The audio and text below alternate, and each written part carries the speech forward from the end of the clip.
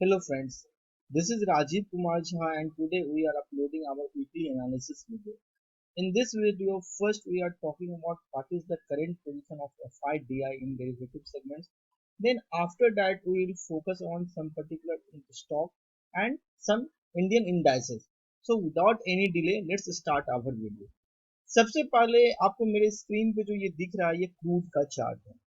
ये क्रूड का 1 आवर का चार्ट है। अगर हम 4 घंटे के चार्ट में भी देखें तो क्रूड जो है आपका, ये आपका नाइमेक्स क्रूड की बात मैं कर रहा हूँ, तो ये आपका 123-25 डॉलर का हाई बनाए हुए था और जो अभी खड़ा है 98 डॉलर पे। ठीक है, ये नॉर्मली ब्रेंट क्रूड जो हम लोग खरीदते हैं या हमारा मार्केट में ब्रेंट क्रूड ट्रेड होता है, ये नॉर्मली इसके और इसके बीच में डिफरेंस लगभग 10 डॉलर का रहता है। तो मेरा ये कहना है कि अगर क्रूड 120 डॉलर के नीचे है तो सबसे पहला चीज क्या है कि इंडियन मार्केट के लिए ये पॉजिटिव पॉइंट है, ये पहला पॉजिटिव पॉइंट है। दूसरा, अगर हम एफआईडीआई के डाटा की बात करते हैं डेरिवेटिव सेगमेंट्स में, तो सी से क्लाइंट है, डी से डीआई है, एफ से एफआई है, पी से प्रो है।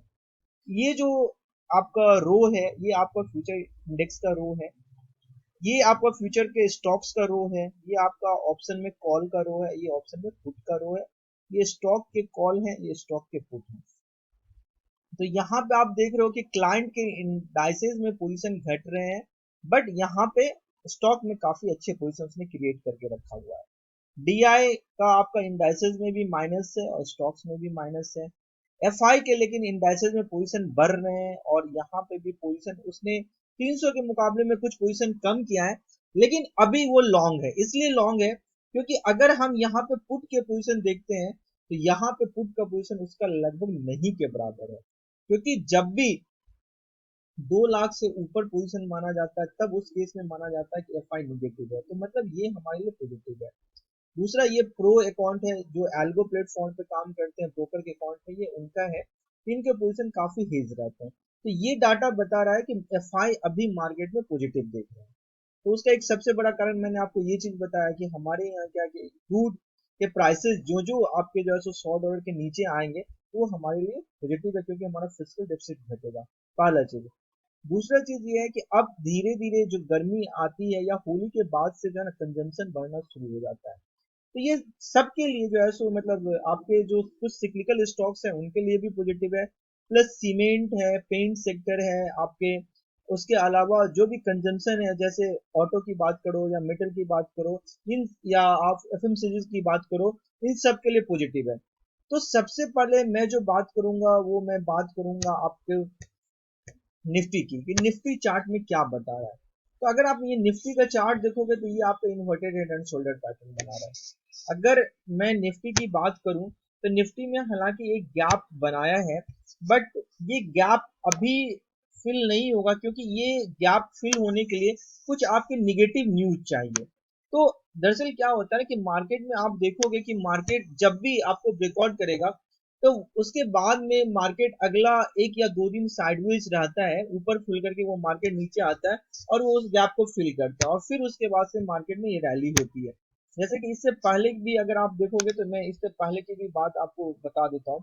जैसे कि अगर आप देखोगे तो मार्केट में यहाँ पे गैप था, तो मार्केट यहाँ से क्या रैली करना शुरू हुआ, नेक्स्ट डे मार्केट ऊपर खुला और फिर धीरे धीरे करके मार्केट इस गैप को हल्का सा फिल करने के लिए आया, कंप्लीट नहीं हुआ है।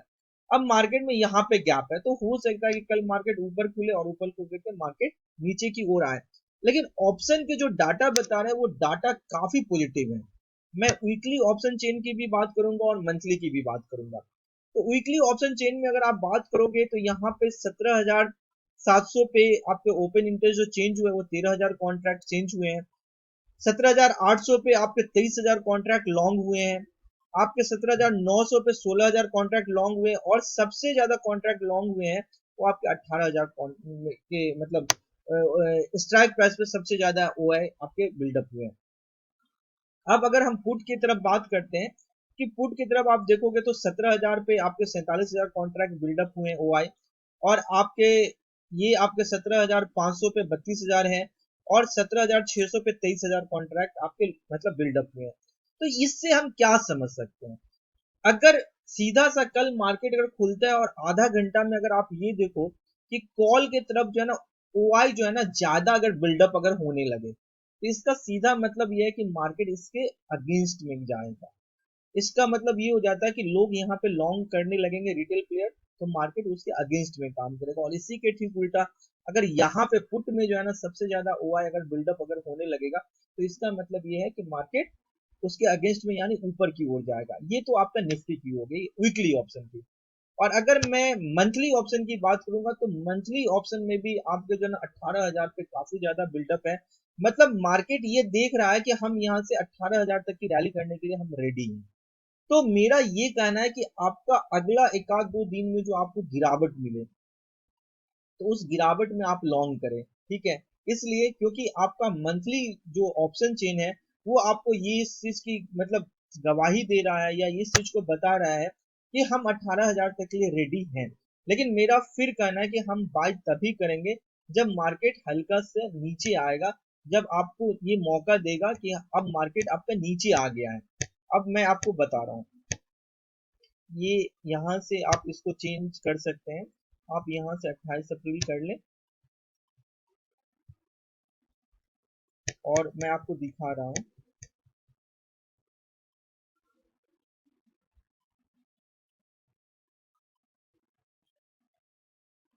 ये आप देख लें, यहाँ पे 17,700 पे देख सकते हैं आप, 17,800 पे देख सकते हैं, 17,900 पे देख सकते हैं, 18,000 पे देख सकते हैं।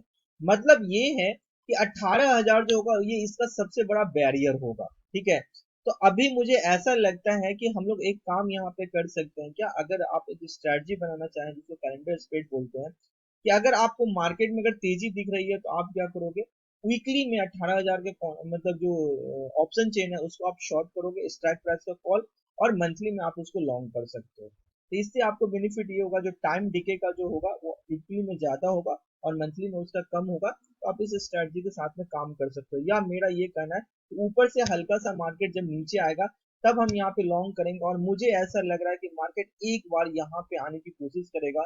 ये आपका 17,480 के राउंड में मुझे लग रहा है कि मार्केट एक बार अपॉर्चुनिटी आपको देगा, क्योंकि यूएस मार्केट में भी लास्ट डे जो है ना वो फ्लैट बंद हुआ है या नेगेटिव बंद हुआ है।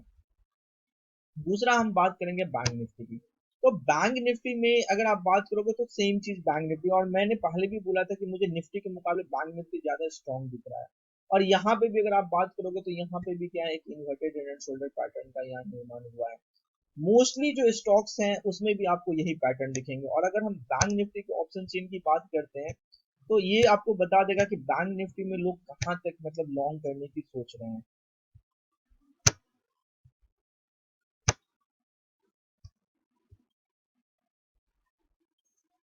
ये बैंक निफ्टी का वीकली ऑप्शन चेन है। तो इस चेन के माध्यम से हम ये चीज समझ सकते हैं कि बैंक निफ्टी में लोग कहाँ पे मतलब सबसे ज्यादा ओआई बिल्डअप है। तो अगर आप देखोगे तो यहाँ पे आप देखोगे कि 38,000 पे बैंक निफ्टी में सबसे ज्यादा ओआई बिल्डअप है, और दूसरा 37,500 पे ओआई सबसे ज्यादा बिल्डअप है। तो 38,000 जो है ना, आप इसका नेक्स्ट इमीडिएट जो है ना इसका हर्डल होगा। और अगर आप इधर पुट की तरफ अगर बात करोगे तो पुट की तरफ आप देखोगे तो 37,000 पे सबसे ज्यादा यहाँ पे दिखा रहा है, और आपका 37,000 और आपका 36,500 पे सबसे ज्यादा हर्डल दिख रहा है। तो इसमें भी आपको यही चीज करना है कि आधा घंटा तक आप वेट करें मार्केट खुलने के बाद में, और जिस तरफ सबसे ज्यादा ओआई बिल्डअप अगर होने लगे कॉल के तरफ, तो मतलब आप ये समझ सकते हो कि मार्केट इसके अगेंस्ट काम करेगा। या पुट की तरफ काम करने लगेगा तो मार्केट इसके अगेंस्ट काम करेगा। तो मुझे बैंक निफ्टी में भी मुझे काफी ज्यादा तेजी दिख रही है, लेकिन मुझे ऐसा लग रहा है कि मार्केट में जो ये जो एक अच्छा खासा पॉइंट की जो ये रैली हुई है, तो मुझे ऐसा लग रहा है कि अब भी हम लोग को थोड़ा सा वेट करना चाहिए। एक हल्का सा माइनर डिप कनेक्शन हमें मिलेगा, देन हम यहाँ पे लॉन्ग करेंगे। अब कुछ पर्टिकुलर स्टॉक्स की बात करते हैं जिसमें पहला है हमारा एलटी। अब लार्सन एंड टूर्बो की अगर आप बात करोगे तो लार्सन एंड टूर्बो में आपको जो है ना ये फॉलिंग वेज आपको दिखेगा। और इसका मुझे ऐसा लग रहा है कि इसका जो टारगेट होगा वो इसका पहला टारगेट जो होगा वो 1890 की ओर होगा, और दूसरा टारगेट फिर जो है ना ये आपका 2100 का टारगेट होगा। दूसरा अगर आप देखोगे तो ये inverted head and shoulder pattern भी बन रहा है, तो आप इसको लॉन्ग कर सकते हैं। अभी के टाइम में आप किसी भी स्टॉक्स की बात करो, चाहे बजाज फाइनेंस की बात करो, चाहे एशियन पेंट्स की बात करो, चाहे पीडीलाइट की बात करो, चाहे पिरामल की बात करो, किसी की भी अगर आप बात करोगे या एचडीएफसी फाइनेंस की बात करोगे, तो मोस्टली स्टॉक्स जो होंगे वो आपके नीचे से inverted head and shoulder pattern बना रहे होंगे। और आप उनको लॉन्ग कर सकते हो। मुझे ऐसा लग रहा है कि बजाज फाइनेंस जो है ये यहाँ पे आपका 8,000 के लिए रेडी है, लेकिन मेरा फिर कहना है कि ये एक हल्का सा माइनर करेक्शन जब हमें मिलेगा तब जाकर के हम इसको लॉन्ग करेंगे। That's all. Thank you.